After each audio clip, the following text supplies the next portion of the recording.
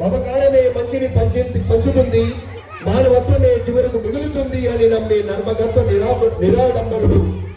సొంత లాభం కొంత మానుకొని పొరుగు వారికి తోడ్పడాలనే కార్య దీక్ష పూరినవాడు, నిరంతర శ్రామికుడు, ఎదిగిన కొద్దీ ఒదిగి ఉండే సులక్షణుడు, అడిగినదే తడువుగా లేదనగా కాదనగా సహాయ సహకారాలు అందించే ఆపన్న హస్తం మన 7వ వార్డు మాజీ కౌన్సిలర్ కృష్ణప్రియ కౌల్ గారికి స్వాగతం, సుస్వాగతం.